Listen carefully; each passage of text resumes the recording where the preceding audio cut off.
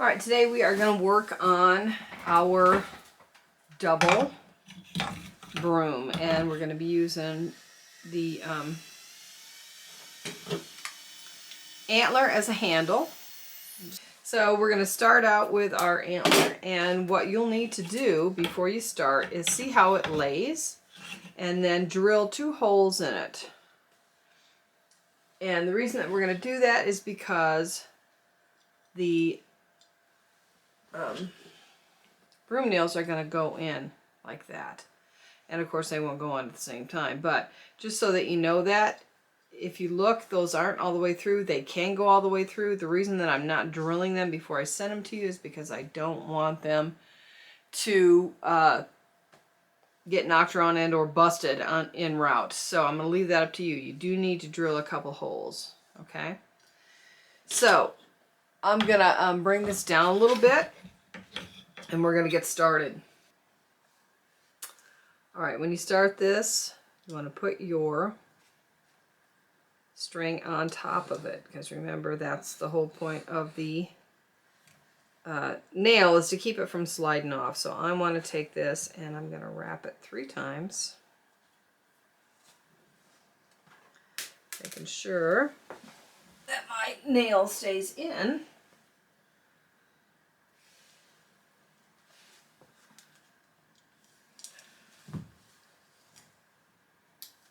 Okay, so, and this is because I haven't put that all the way through, that you gotta watch that as you go around it. All right, so I am going to put in 1 piece of broom corn to start, and I like to put it on top of the nail. Holds it in and covers it up. And then I'm gonna add in 2s. And the reason I do that is because I need an odd amount to do this plaiting or braiding.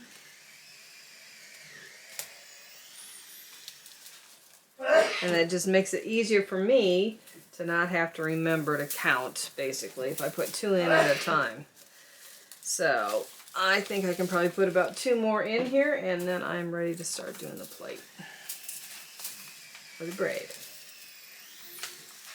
Okay, so then I'm going to wrap it 3 times good, making sure everything's covered up good.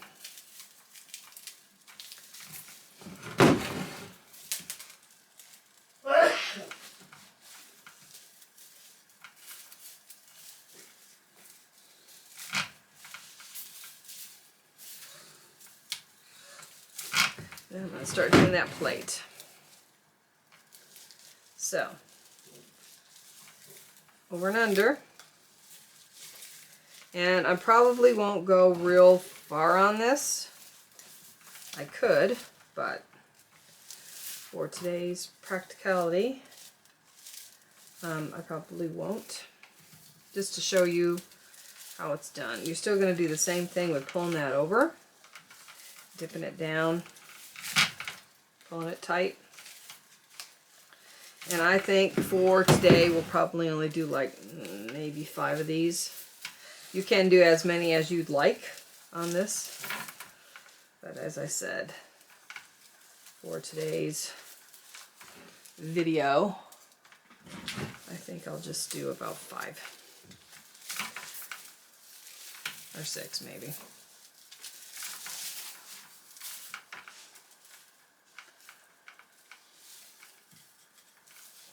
You can see I gotta kind of kerfuffle around here on that second time of the antler as we go around.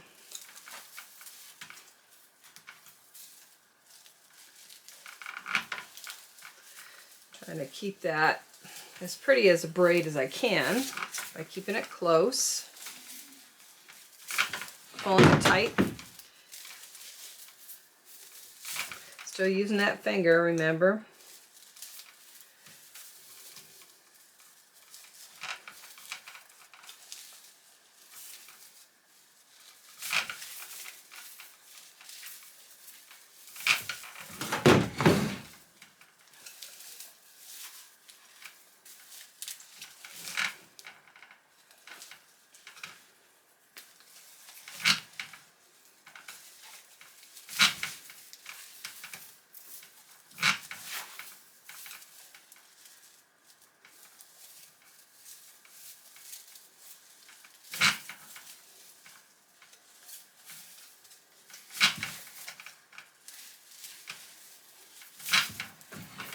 Alright, I think I'll go around one more time. And I'm going to call this one good. So basically what you're going to do is you're going to do the exact same thing on this other brow tine. They're not brow tine, antler. Let's see, it's not a brow tine. It would just be part of the antler.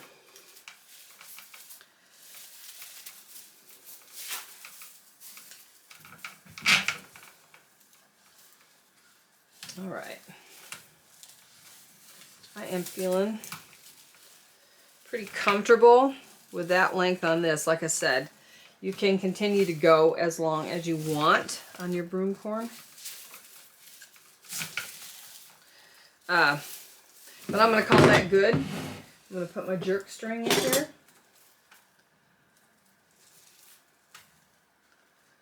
And I'm right-handed, so I've got the knot on the right-hand side. So that's the way I'm going to be pulling it. And I'm going to wrap this around.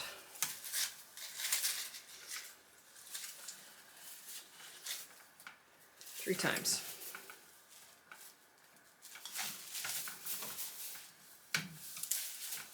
You can see I've kind of got some fudging going on here as I try to maneuver around that antler. Keeping that up so it's nice and tight underneath there with no kinks. So that when I pull it, it'll pull underneath there smooth. Okay, so I think that's good. I'm holding this pressure with my thumb, and I'm going to cut down here. Changing the pressure, opening up that hoop, pulling that string through it, changing the pressure once again, taking this in my right hand, and it kinked up on me. And, ouch, still can't get it. This is probably what I hit. Okay. Let me pull this down just a little bit. Jerking with my hand is not a good thing to do right now. So what I've got is, didn't make a smooth pull from underneath there, so I've got to unwedge that a little bit. Make sure there's no knot in my pull string. And then I'll pull under there good. Okay. See a little twist in there. There we go. Okay, so I'm going to put this around something, pull it tight, cut that off,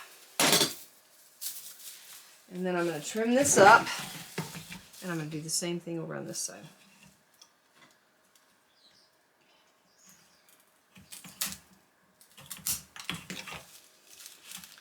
And what I like to do is just put pressure and pull them towards me. That seems to work better for me than sawing on it, but whatever works for you. At least on these type. There's others that I do use a knife on, but they're usually ones that don't have a handle, or not a handle, yeah, kind of a broomstick handle. Any kind of a stick. I use this kind of technique. Okay, so there's one done. And then we're going to do the other one. And we're going to stick our little nail in there.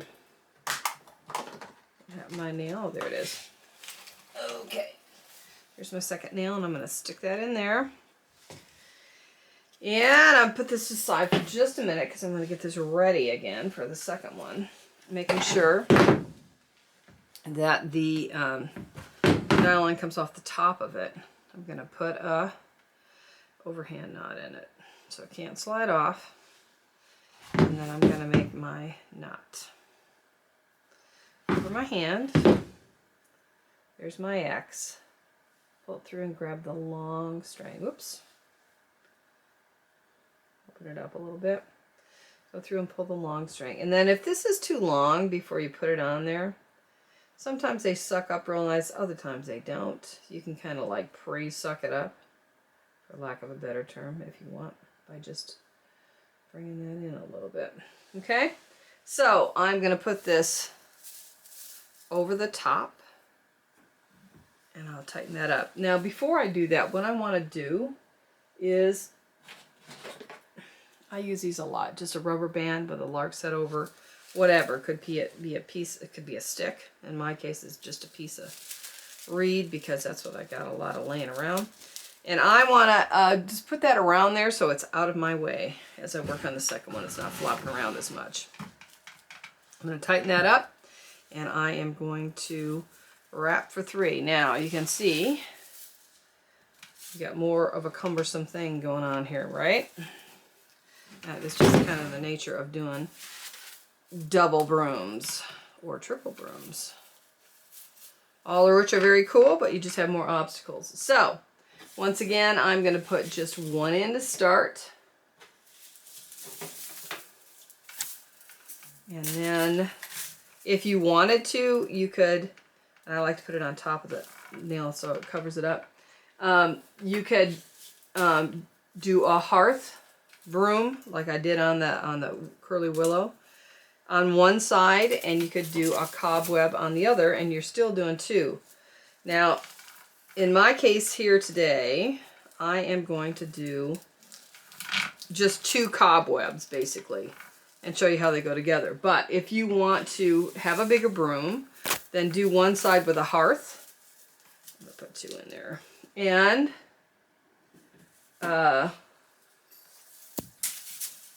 because I'm doing small ones, I'm not real concerned about the length here and making sure that they're all right. And one as a cobweb, and that will give you a larger broom when you put them together. And that's fine too. You should have enough broom corn to do that, if you choose to do so. All right, so let's see how we're looking here. I could probably finagle that around and call it good, I think. So I'm going to go around 3 times. And yes, when you come to this, you got to go around like that. So I'm going to go around 3 times.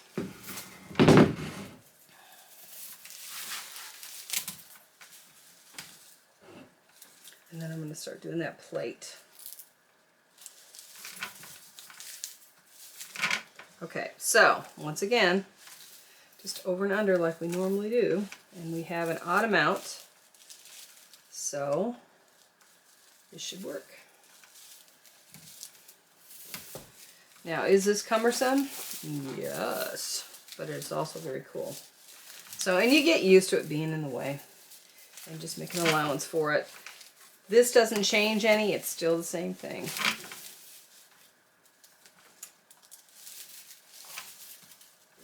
So I'm just going to give myself a little bit more slack and bring that through there.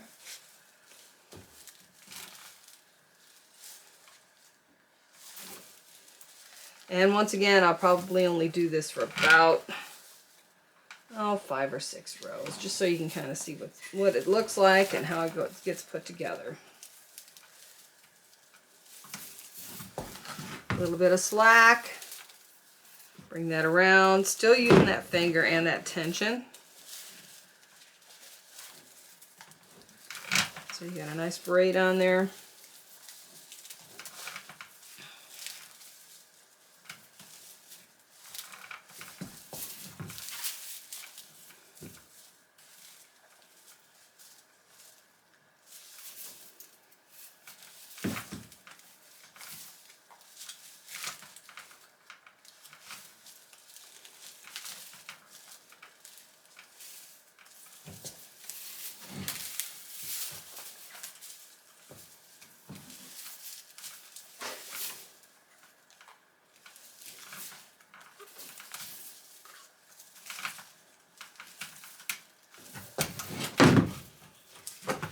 Again, I'm giving it a little bit more string to get around there. Twine, I guess, not string.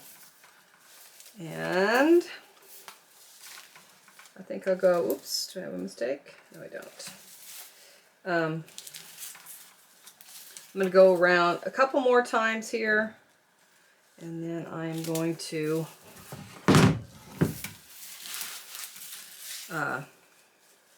tie this one off, and then I'll show you how to sew these together to make one big broom out of two ones.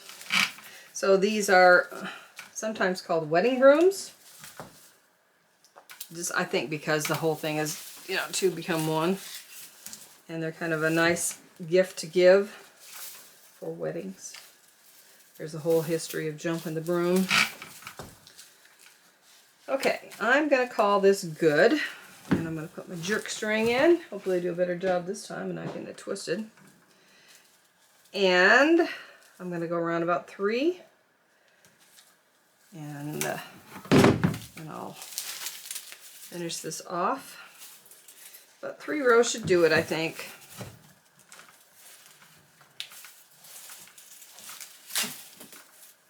Making sure that stays nice and flat in there.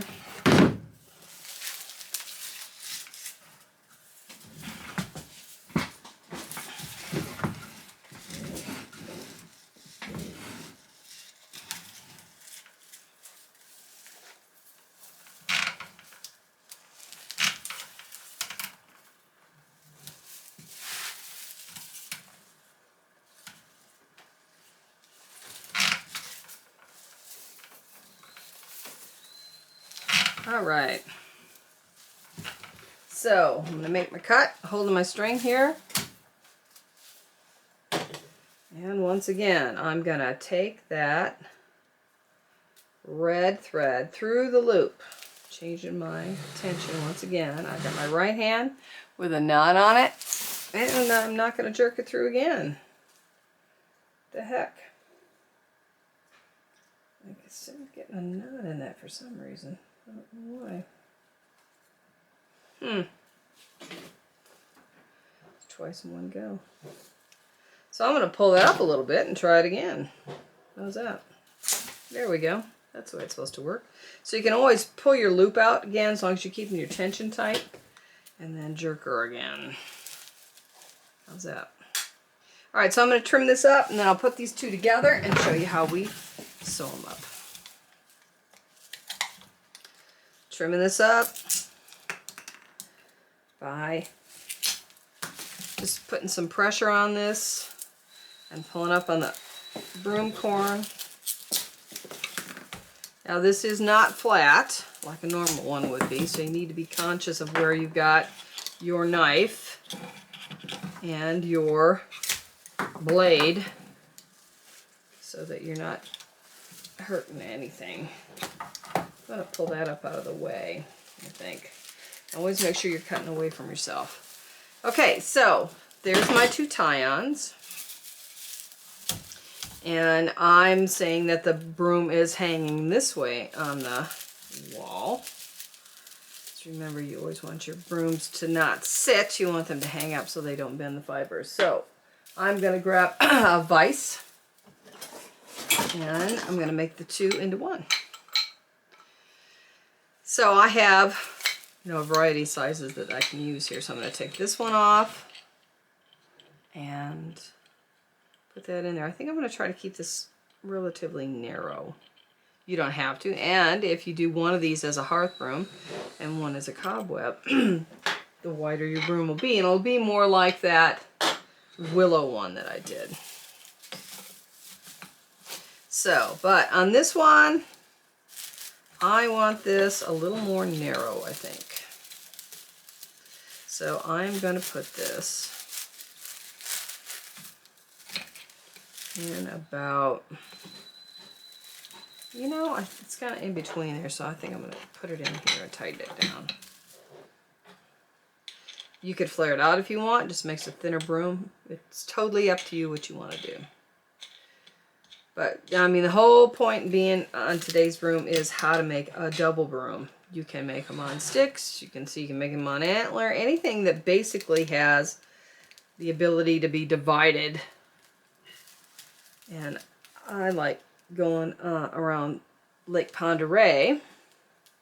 I'm looking for sticks just because I think they're cool. So, this is what it's going to look like as it stitches down. And I'm going to grab my thread and needle and what I want to do with the thread is I want to make it into one long loop.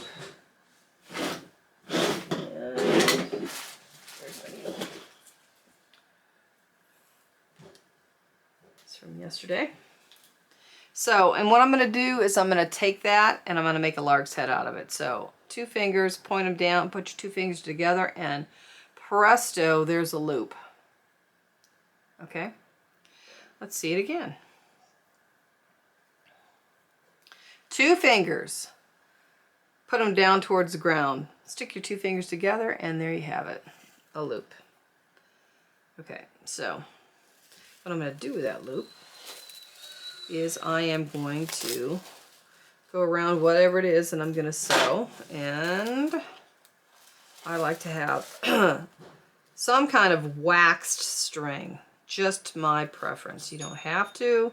It could be hemp, it could be twine. You can sew this down with really whatever you like. This is just my personal favorite, and I have a lot hanging around from using it in basket making, so that's why I use it. So I went around twice, I tightened it up, and then I'm going to thread this through, and I'm going to show you 1 row of stitching. I like to start where that knot is and go down. And I know this is hard to see. And then I like to come back to cover that first knot, basically, so that you don't see it. And then what I'm going to do is I'm going to take diagonal stitches as I go down, looking on the back, and at about, you know, I mean like 1/4 of an inch. Remember, it's just a broom. One thing you do need to remember is to pull both sides. And here I come through again to make sure that you don't have that. So every time I take a stitch, I'll come back through and pull both sides and make sure that they're nice and tight, because this does tend to get uneven as you sew. So I'm going straight across and a little bit diagonal as I go through the back of the broom. If you end up going a little bit further than you want it, that's okay too. So I made sure that that's tight by pulling it and checking it, and away we go. Okay, so I'm going to go all the way across doing this, and then actually you should put 2 rows. Some people do 3, and there's nothing wrong with that. Of stitching. I'm going to do 2 rows, but I'm just going to show you the first row today. And but I will go back and put a 2nd row of stitching on here.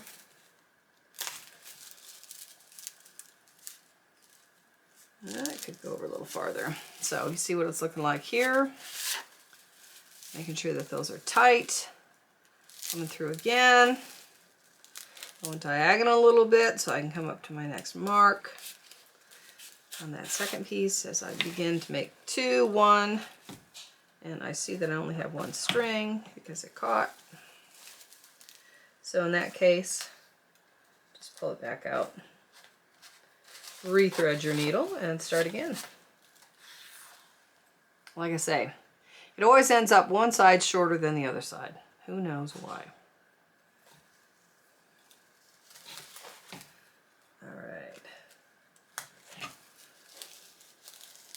I want this to be about over there.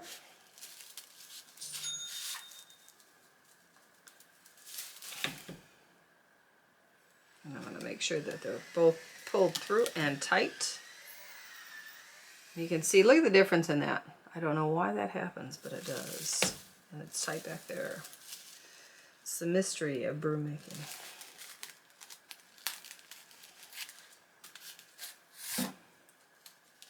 One of the reasons why you always want to have extra thread when you do this.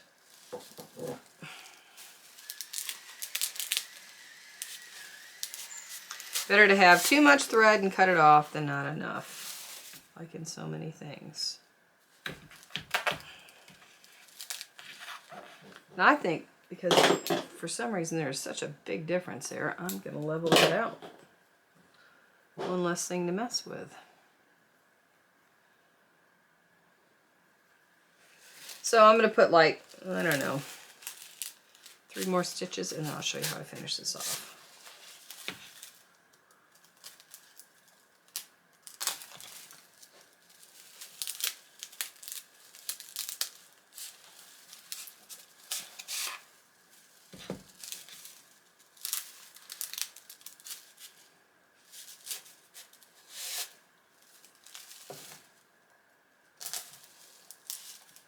Okay, so this is my last one. I'm pretty comfortable with that. So what I'm going to do is that last stitch, I'm going to put it diagonally through the broom and pull it tight. And I see one didn't go with it. So I'm going to do that one differently. You don't have to do that. I just ended up doing it that way. Okay. So if you don't like these because they kind of puckered out in the whole stitching process, cut them off.